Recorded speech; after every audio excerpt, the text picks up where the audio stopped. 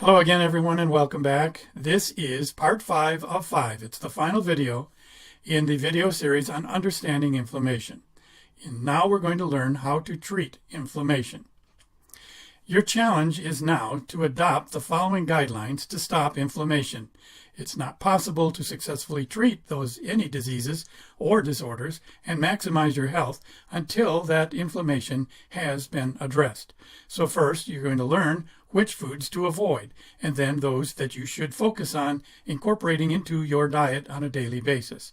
Your doctor will certainly notice improvements each time you visit as a result of these practices. So first, the foods to avoid.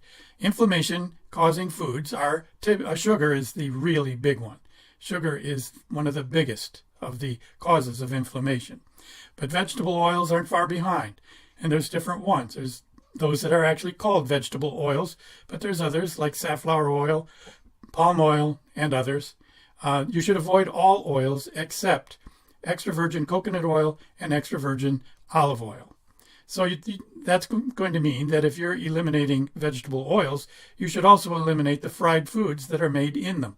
Things like fried chicken or deep fried fish or potato chips, French fries. They're all deep fried in vegetable oils.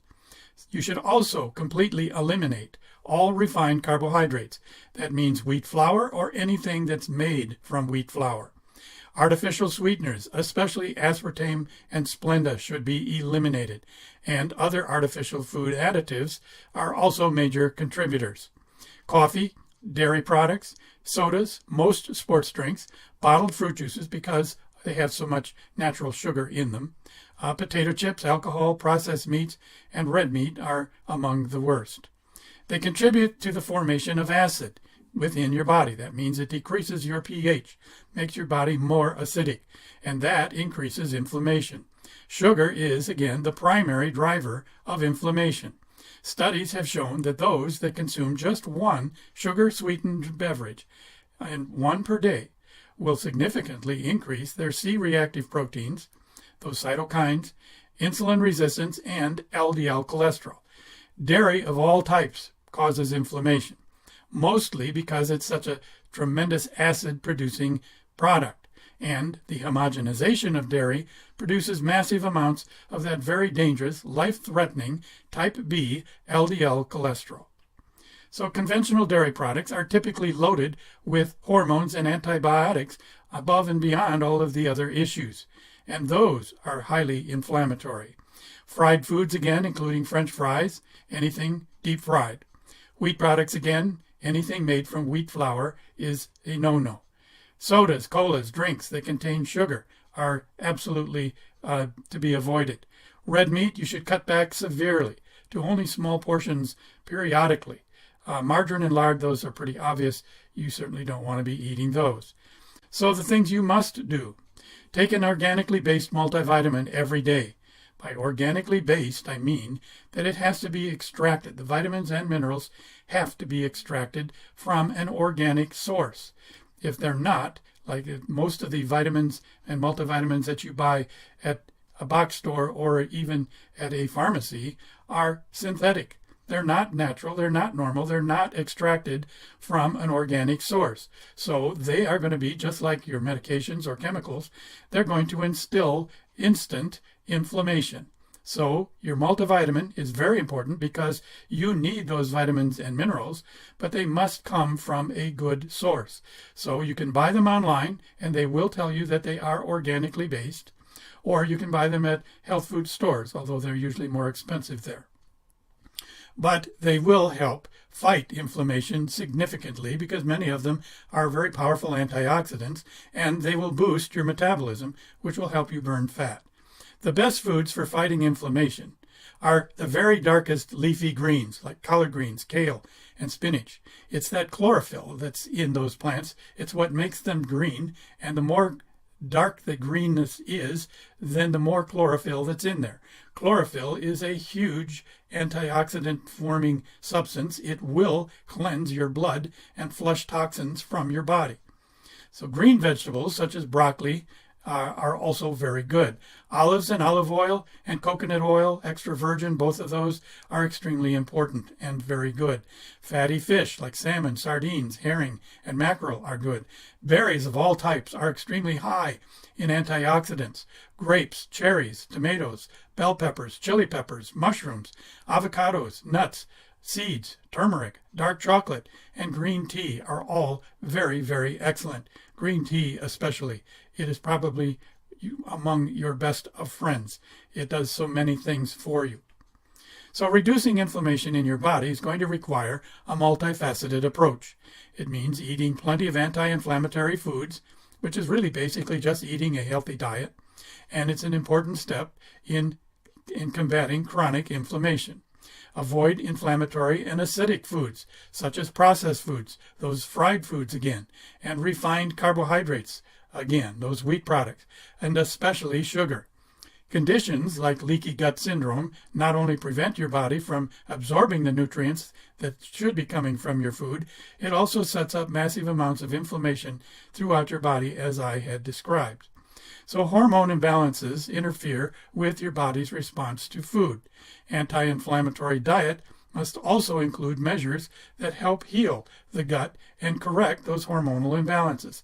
If you change your diet as prescribed here, and you exercise, and you stay hydrated, and you get those vitamins and minerals every day, your body is going to automatically start balancing those hormones and correcting a lot of issues that have been wrong probably for a very long time. Intermittent fasting is effective in reducing inflammation. That means you don't eat until about 1 in the afternoon, and then you restrict your eating between 1 and about 8 p.m. And it's going to be effective in reducing inflammation and help to reset your metabolism. It enables your body to function at an optimal level, to do better, responding better to a new healthy diet. Exercise 1 to 3 hours every week. And the more moderate or even stronger exercise is probably going to be far better for you than just mild forms of exercise. Get 7 to 8 hours of sleep every night. That's an important part of an anti-inflammatory lifestyle. Reduce your exposure to chemicals from every imaginable source. Your laundry soaps, your dish soaps, your cleaning agents for your house, your shampoos, and especially your toothpaste. Read the label on your toothpaste. It actually tells you to call poison control if you consume too much of it. That tells you that there's poisons in your toothpaste and you need to get them completely out of your life. Also, choose food containers and water bottles that are BPA free. You generally should avoid drinking water from a plastic bottle altogether. B vitamins help reduce chronic inflammation. B12 is very powerful in the production of those cytokines that will stop inflammation. So omega-3 fatty acids are also extremely important. It's very important that you balance your omega-3s and your omega-6s. Omega-6s come from the food that you eat. You can't avoid those, and they do promote inflammation. But when you offset that with omega-3s, you shut all of that inflammation down. So if you take 1,000 milligrams of EPA and 500 milligrams of DHA every day, both of those are very powerful omega-3s. They will balance the omega-6s and stop a very large amount of the inflammation that's going on. Generally, you should look for products like ultra omega-3s and then make sure, absolutely certain, that you're buying something that has EPA and DHA in it. If it says it's got international units of fish oil, it's not something you want to buy. It has to say that it has EPA and DHA in it. You're going to need about 1,000 milligrams of calcium every day. You're going to need 400 to 600 milligrams of magnesium every single day. You're going to need vitamin D, 2,500 international units daily, unless you get a lot of exposure to sunlight. And all of those together are going to reduce inflammation significantly. A low glycemic index diet is going to significantly reduce inflammation throughout your body. And low glycemic index pretty much means things like vegetables and some fruits. So if you focus on that good diet that I illustrated earlier, you'll be just fine. Primarily, a wide variety of vegetables is going to be all you need, with some fruit. Don't overdo it. Stop smoking or avoid anyone that does. Avoid exposure to secondhand and even third-hand smoke. Reduce stress in your life. There's an herb called ashwagandha, comes from India. It's a very powerful stress reducer. And if you combine that with another like rhodiola, it will really do the job for you. So there's also natural herbal treatments for inflammation that can be very effective, like the Harpagophytum procumbens, which is difficult to say, so just instead say devil's claw, wood spider, or grapple plant. They all come from South Africa, and they are powerful anti-inflammatory agents. They will really knock a lot of it out. Ginger is used to treat dyspepsia. It's also used for constipation, colic, and other gastrointestinal issues, including rheumatoid arthritis pain. Turmeric is a spice, and it is used in treating arthritis. It's used in treating Alzheimer's disease and other conditions. Curcumin is a substance that is found in turmeric, and it's used for the treatment of inflammation. Cannabis contains the cannabinoid, which also called cannabichromine, is an anti-inflammatory substance. You can buy CBD oil online. It's legal because it does not contain any mind-altering drugs or stimulants, and it will resolve a lot of chronic pain and chronic inflammation issues. Incorporate the following as you can, as much of it as you can. For example, extra virgin olive oil, 2 tablespoons a day, should be in your routine. The same with coconut oil. Both of those are powerful antiviral, antibacterial, antifungal agents. They're going to help you restore a balance in your intestines by killing candida, which is a yeast, and the parasites that have taken over your intestines because of that imbalance of your beneficial bacteria caused by your bad diet. And it'll help you through the process of restoring your balance in your gut. You should do those every day. Tomatoes are excellent. Nuts, walnuts and almonds especially, are good. Dark green, again, those collard greens, spinach and kale, you can't say enough for them. Fatty fish like salmon and mackerel, but you really need to be careful. You have to limit it to about twice a week because of the high mercury contents. Fruit, like all the berries and oranges again, are very high in antioxidants, but again, you have to be careful. Don't overdo it on fruit because it contains fructose. You eat too much of it, too much fructose will be converted into triglycerides. Some of that will become fat. You can actually get fat or fatter from eating too much fruit, and it can also increase your LDL cholesterol.